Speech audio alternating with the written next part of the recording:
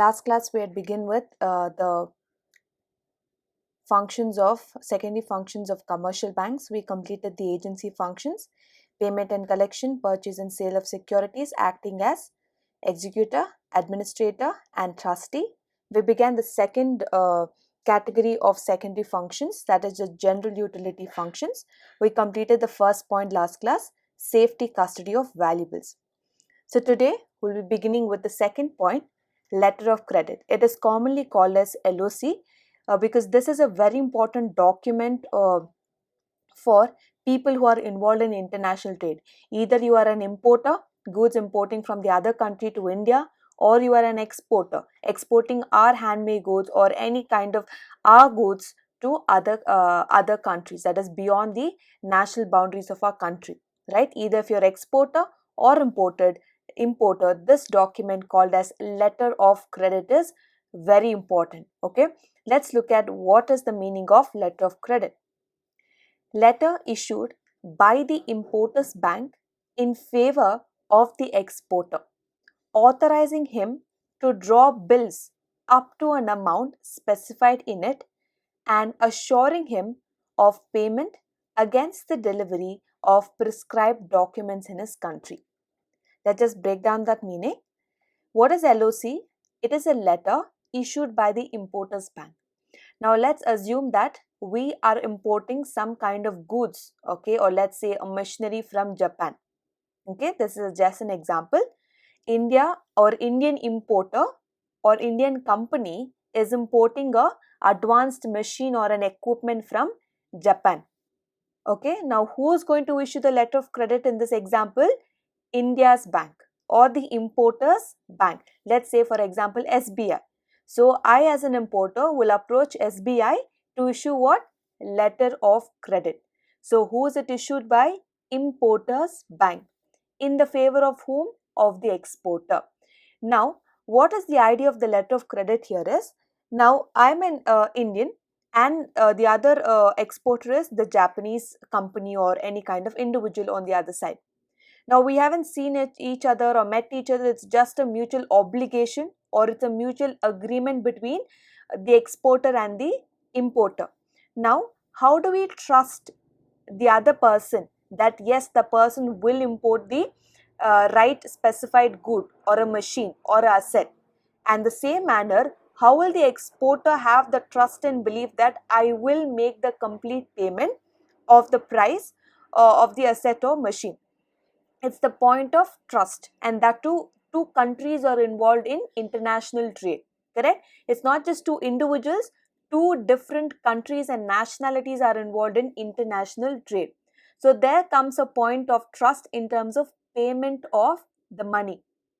That is why banks or commercial banks come to the rescue and makes this international trade or international payment more secure and hassle free. Is that clear? It's going to make it more secure and hassle-free transaction. How is it?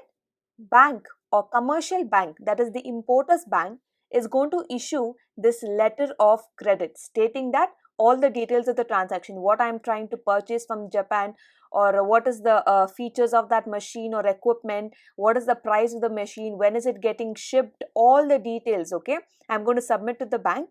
And bank, of course, I need to have a bank account in SBI, and then it's going to issue me a letter of credit. Now what is the letter of credit power, or what does it specify? Authorizing him to draw bills up to an amount specified in it. So let's say the amount of that machine or that equipment is say 10 lakh rupees. Okay, so I can draw a bill. This letter of credit is going to consider stating that, let's say the company in Japan is called as X company. It says that you can import the specified good or equipment to Mr. Importer, so and so details. I promise or I stand as a guarantee. Who's talking this? Commercial bank. Okay, in the form of letter of credit, they're stating this.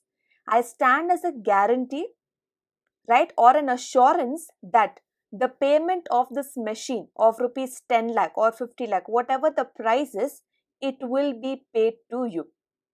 Is that clear? So commercial bank is standing in between the importer and the exporter in the form of letter of credit. Now this is just if you think it's just a piece of paper or just a certificate, no.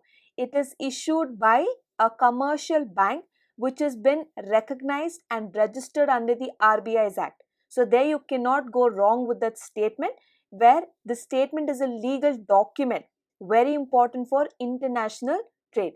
So bank is going to stand as an assurance that importer is not going to back out after receiving the asset and not paying the amount to you. So I stand as a guarantee that the payment will be credited to you on so and so date. Is that clear? So idea of a letter of credit is commercial bank giving an assurance. To whom is it giving assurance? To the exporter. About what? The payment of the imported asset or equipment. Is that clear? Can you read that last line? Assuring him of payment against the delivery of prescribed documents in his country. So again, the other side, exporter's bank has to complete his formalities because the money will be sent to exporter's bank account. Wherever his account is, to that respective bank, I will be sending the payment of rupees 10 lakh, correct? So all those details, after those are completed, the paperwork, and then I will be sending across the payment of the asset. Hope you have understood what is letter of credit, what is the purpose of letter of credit, and who is it going to be benefiting. The letter of credit has following points. There are four people or parties to a letter of credit. Number one is applicant. As I told, importer is called as who? Applicant, the buyer of goods. Applicant means importer. The second party is issuing bank. So whichever bank, whichever commercial bank is issuing the LOC on behalf of the importer is called as what? Issuing bank. Basically, the importer's bank is called as issuing bank. Third, beneficiary, to whom the letter of credit is issued in the name of exporter in the other country. So beneficiary is the seller of goods or assets. The final party to a letter of credit is advising bank. It is nothing but the bank of the exporter or the beneficiary's bank. Is that clear? Four parties to a letter of credit. First one is applicant. Who is an applicant? The importer of goods or the buyer of goods. Second, issuing bank. The bank which issues LOC on behalf of importer. Third, beneficiary. The seller of goods or otherwise called as exporter. Fourth, advising bank. That is the beneficiary's bank. Hope you have understood the second point under the general utility functions, letter of credit. Moving on to the third one, it's called as merchant banking. Now, I'm sure you have heard of this concept called as merchant banking, but then the concept of merchant banking was introduced by the Britishers when they were ruling over here, was brought into the concept in India in 1969. It offers one roof, wide range of services such as financial, technical, managerial services. We studied under the origin of banks in India, right, in the first class of second unit, that the bank's concept or the concept of banking itself was started by the Britishers even before India got its independence. And also this concept of merchant banking also was induced by the Britishers to us. Now what is this concept telling? Now basically we know what is the purpose of a bank: accept deposit and lend loan. That is the basic objective of every commercial bank. But there is much more to it, is what the concept of merchant banking talks about. So it says, under one roof, I will provide all kind of variety of services. It can be financial, technical, managerial, etc. All these services I am going to provide it under one roof called as commercial bank or a banking institution. Now, few of the examples or few of the services here are mentioned. Project counseling. Under that, they're going to discuss about pre-investment and feasibility services to identify a project. Now, if you are a businessman or if you are a businesswoman and you want to start a business or invest into a project, It is not that easy, correct?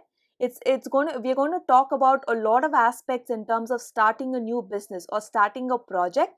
It requires capital, labor, a lot of permissions from the government, license. There's so many things, background work that is involved in order to establish a business, correct?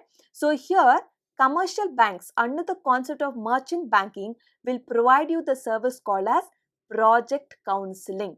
Okay, basically they're going to talk to us about what is the aspects of investment, how much should be the investment avenue.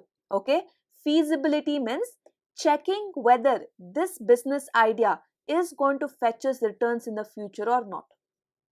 Is that clear? Now, every time there is a medicine that is introduced by the Indian Medical Association, right? Any medicine that they have discovered or introduced, they always do a trial check. You're definitely aware of this, right? They always do a trial check before releasing it to the public or making it available to the public at large. The same way, even before you start a business, you need to do a what? Feasibility check, just to make sure whether this business is going to have any kind of future earnings or not. Will this business have a good amount of business in the future? Will it be earning good profits to us, etc.? This reminds me of an example. Now, currently, because of this entire pandemic, what we are going through, in terms of shift of professions, or although there is job loss, although there is pay cuts, there is also a new wide range of opportunities in terms of employment being created. You can call it as data scientist, or you can call it as many other software courses that have come up just to focus on this online concept of business. Correct? Now, back then we were all comfortable with offline classes or offline business on everything. We took very less or no care about having a website on our company or having anything online transaction about our company. Slowly, the economy started moving towards every single company, no matter how small or how big, everybody had to have what? Websites, correct? A organization website. It was not just business people, but slowly it moved on to what? Even educational institution or banks or every other kind of sector institution started to have website. To people from all over the world to reach out to your business, they just had to click on that website. And every information about your business, what are you dealing with, what is your business, what is your profit, all the information will be provided. Likewise, today online itself is becoming a business, correct? So back then they thought online is who's going to watch or who's going to look out for such opportunities. No, India is not that ready to shift for that level of change. But today, because of the situation or because of the pandemic, we are forced to change ourselves or to adapt ourselves into the new normal called as the online world, correct? We are more active on the online world than the offline in terms of business, employment, education, etc. So here project counseling, I'm talking about the pre-investment and feasibility. So basically before you're going to launch your business, you are going to do a feasibility check to identify the project. So you're going to do feasibility check not just for one option, you're going to do for multiple options or multiple ideas in your mind and check which of these ideas is the best for you to have profits. Okay, or for that profit or for that business idea which will fetch you money, and also you're kind of providing service or kind of manufacturing goods that are beneficial to the society or customers. Second, assisting in formulation of financial plan. Very important. Taking money or taking loan from a bank is easy thanks to all the simplified procedures in taking up a loan right now. But the point is, how are you making utilization of the money? Okay, how well can you plan your finances? It is easy to earn money today, but the challenge is how are you managing that money, right? Is all that money profits earned by the company, are they spending everything in the form of dividend, everything in the form of interest, or do the companies have the concept of reserve? Are they trying to save something for the future risk or losses upcoming? Got it? So commercial banks are going to also help in assisting in formulating of financial plan. So this topic which I'm here talking about, formulating financial plan, remember you'll be studying in the next year a complete subject on financial plan. Okay, the subject is called as financial management. You'll be completely studying about it in detail with all the problems that you'll be solving, which will be more interesting. Okay. The next three benefits are: the commercial banks help to locate and evaluate new markets in foreign countries. Now, here banks, what they do is they also help us if we want to launch a market or a business avenue outside of our country, right? That means we need to do a basic research. Let's say, for an example, I want to start my business venture in Nepal. Now, I'm not a citizen of Nepal. I don't know how that country works, what the tastes and preferences of that people are, what kind of commodities and goods should I sell there. Will people like it, or will people, refuse to buy certain goods, etc. I need to study the market. I need to evaluate the taste and preferences. I need to know the saving standards of the people, the living standards of the people, the income of people, etc. So, like this, in the foreign countries, I need to do a lot of research. That way, commercial banks will help us to locate, okay, in this particular country, this particular city has a demand for this kind of services. Okay, this particular country has a demand for this kind of product. Is that clear? So, commercial banks help us to locate and evaluate new markets. Liaison work to help entrepreneurs obtain various government permissions. First thing, what is the meaning of liaison? It means it is a official conversation, or you are connecting two countries in a very political manner. When I say political manner, that means government comes into picture. So I'm able to actually, as a commercial bank, connect between two countries or two nationalities. That means I'm involving both the governments, two different governments, for the purpose of business. Who am I helping in this example? Entrepreneurs. Okay, if entrepreneurs or new business people want to launch a business or want to launch a project in different countries, that means the home country government and the host country government need to we need to get various permissions, licenses, grant, etc. So who is going to help us out with all this legal procedure by being the mediator between two different uh, governments? Commercial bank. Is that clear? Commercial banks helps entrepreneurs or business people to obtain various government permissions, licenses and grants. That is called as liaison work. The final one, assisting companies in matters relating to corporate restructuring.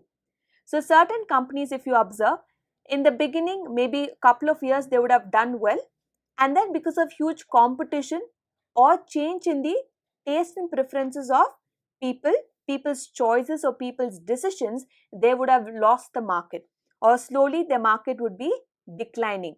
So what companies or what commercial banks do is they assist the companies in terms of restructuring their corporate. It can be financial restructuring, it can be managerial restructuring, or technical restructuring. Okay, now either when I say financially, that means the company was not able to manage its finances wisely. They were making decisions which would impact them adversely. So banks are going to help them make sound financial plan. In terms of managerial, so the company is good at dealing with money, but the people in power, managing means what? People in power are making wrong choices or wrong decisions. At the end of the day, whatever the CEO of the company decides, that will be final, correct? Whatever the manager decides, that will be the final for the other employees to follow up the plan. Therefore, if the decision making is wrong, if the decision making of that manager or the management is wrong, then everything else will fall apart. Is that clear? So, commercial banks assist companies in matters relating to corporate restructuring. Let's say if corporates want to merge, okay, or if corporate wants to liquidate the company, close down the company, in those cases also commercial banks help out the corporates or help out the companies. Either you want to start the company, either you want to merge the company, or you want to restructure the existing company, or you want to liquidate the company. In all these individual cases, we can see that commercial banks assisting the companies or corporates.